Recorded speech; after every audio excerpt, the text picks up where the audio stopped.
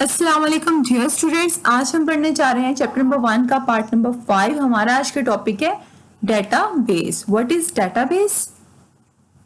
Database is a collection of logically related data sets of files, यानी कि logically related जो भी files होती हैं उनकी कलेक्शन जो है वो डेटाबेस कहलाती है। ईच फाइल में contain different types of information and use for specific purpose. Her file में डिफरेंट टाइप्स ऑफ इंफॉर्मेशन जो है स्टोर होते हैं। किसी फाइल में स्टूडेंट का डाटा स्टोर होगा, किसी फाइल में टीचर का डाटा स्टोर होगा, किसी फाइल में आपकी लाइब्रेरी का डाटा स्टोर होगा, किसी फाइल में आपके कंप्यूटर जो भी स्टॉक है कॉलेज का उसका डाटा स्टोर हो सकता है। यानी कि हर फाइल में डिफरेंट डाटा जो है वो स्टोर हो सकता है डेटाबेस में। फॉर एग्जाम्पल एक बैंक की डेटाबेस है तो उसमें कैसी कैसी फाइल्स हो सकती हैं। सेविंग अकाउंट्स का सेपरेट फाइल हो सकती है, करंट अकाउंट्स की, ऑटोमोबाइल लोन की एक सेपरेट जो है फाइल हो सकती है, पर्सनल लोन की एक फाइल हो सकती है और क्लाइंट की इंफॉर्मेशन की फाइल हो सकती है। तो इस क्लाइंट डेटाबेस में एक बैंक के ये सारी डिफरेंट फाइल्स हो सकती हैं। तो उस डेटाबेस पे कैसे ऑपरेशन हो सकते हैं, उसमें डाटा ऐड हो सकता है, डाटा रिट्रीव, जो भी पहले डाटा आपने ऐड किया हुआ है बैंक के अपने क्लाइंट्स का उसको निकाला जा सकता है, उसको अपडेट किया जा सकता है। तो ये सारे ऑपरेशन जो है इस पर परफॉर्म हो सकते हैं। Facilities of database system. Database system जो है अपने यूजर को क्या क्या सहूलतें देते हैं वो देखते हैं। डेटाबेस सिस्टम के थ्रू आप डाटा जो न्यू फाइल डेटाबेस में बना सकते हैं, यानी कि जो भी आपके पास डेटाबेस है उसमें न्यू फाइल्स जो है वो ऐड कर सकते हैं। Inserting new data in existing file, पहले से बनी हुई जो भी आपकी फाइल्स हैं उनमें नया डाटा ऐड कर सकते हैं। Retrieving data from existing file, जो भी पहले से आपके पास फाइल्स बनी हुई हैं उससे डाटा रिट्रीव कर सकते हैं, यानी कि निकाल सकते हैं। जब आपको जरूरत है किसी भी स्टूडेंट का या किसी भी एम्प्लॉय का डाटा सर्च करने की, आप उसकी आईडी लिखें या कुछ भी डिटेल लिखें तो उसका सारा डाटा निकल के आ जाए आपके सामने।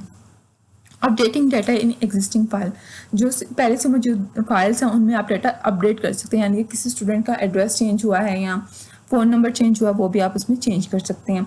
Deleting data from existing file से अगर आपने डाटा डिलीट करना है, कोई स्टूडेंट जो छोड़ के गया था उसकी करंट स्टूडेंट्स में उसका डाटा आप नहीं चाहते कि जिन स्टूडेंट्स को अलर्ट भेजी जाए SMS अलर्ट, तो वो उस बच्चे को भी जाए जो चला गया छोड़ के, तो उसका डाटा जो वो डिलीट हो सकता है। Removing existing file from database, अगर आप चाहते हैं कोई फाइल्स जो हैं पहले तो डेटाबेस में पड़ी हुई थी लेकिन अब हमें उनकी ज़रूरत नहीं है तो वो भी आप रिमूव कर सकते हैं। तो ये सारे ऑपरेशंस जो हैं वो डेटाबेस सिस्टम में डेटाबेस जो है वो अलाउ करता है। डेटाबेस सिस्टम क्या होता है? Database system is a collection of data as well as programs required to manage that data. इसमें collection of data and program है, यानी कि इसमें प्रोग्राम भी है यानी कि सॉफ्टवेयर भी है और डाटा भी है, उन दोनों को मिलके ये जो सिस्टम है डेटाबेस सिस्टम कहलाते हैं। और ये जो इसमें प्रोग्राम्स होता है यानी कि सॉफ्टवेयर होता है वो डाटा को मैनेज करने के लिए होता है, यानी कि उस सॉफ्टवेयर के थ्रू डाटा में ऐड डिलीट वगैरह सारे प्रोसेस किए जाते हैं। Database system is A computerised record keeping system, यानी कि कंप्यूटराइज तरीके से इसमें रिकॉर्ड जो है वो रखे जाते हैं। Components of database system, database system के मेन जो कंपोनेंट्स हैं 4 हैं। सबसे पहले data itself is a main component of database system, यानी कि डाटा एक उसका मेन कंपोनेंट है। सेकंड है हार्डवेयर, थर्ड है सॉफ्टवेयर, फोर्थ है पर्सोनल।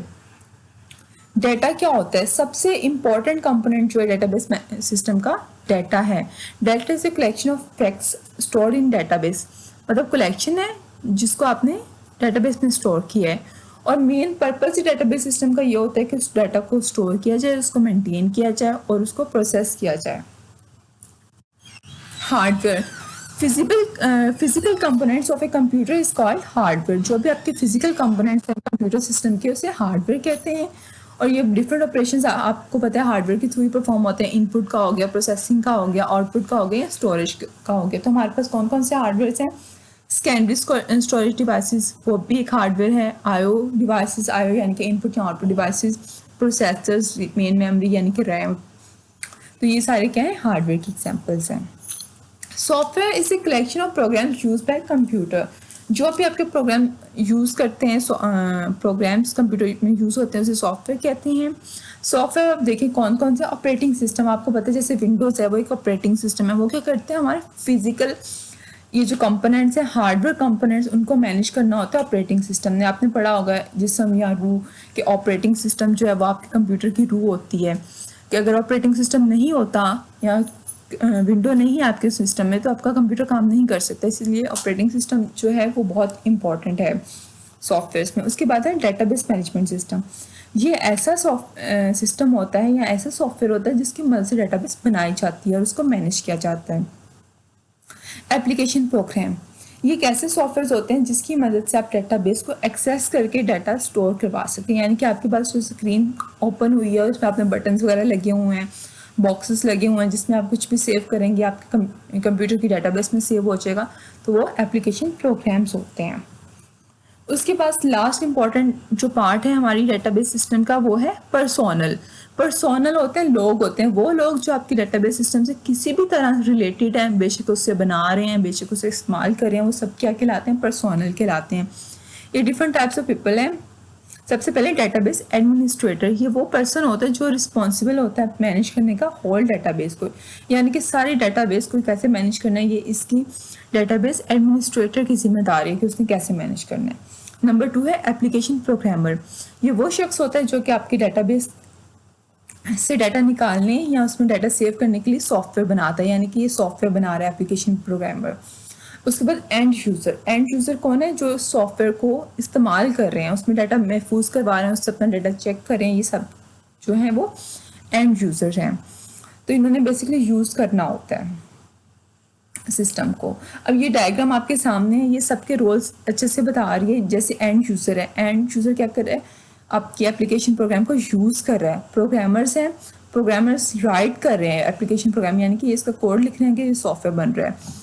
डेटाबेस एडमिनिस्ट्रेटर क्या है? वो डेटाबेस मैनेजमेंट सिस्टम को मैनेज कर रहा है और वो राइट और इन्फोर्स कर रहा है कुछ प्रोसीजर या रूल्स या स्टैंडर्ड्स, वो राइट करता है, फिर उसके अकॉर्डिंग जो डाटा एंटर होता है और वो जो प्रोग्रामर भी उसी को इन्हीं रूल्स के अकॉर्डिंग जो है आपका प्रोग्राम बनाता है और फिर इस तरह ये सारा के सारे सिस्टम जो है वो मैनेज हो जाता है। उम्मीद है स्टूडेंट्स आपको ये टॉपिक काफ़ी इजी लगा होगा और समझ भी आ गया होगा। अगर किसी को नहीं समझ आता तो लास्ट में आप कमेंट भी कर सकते हैं, मुझसे पर्सनली भी क्वेश्चन पूछ सकते हैं। थैंक यू स्टूडेंट्स, अल्लाह हाफिज़।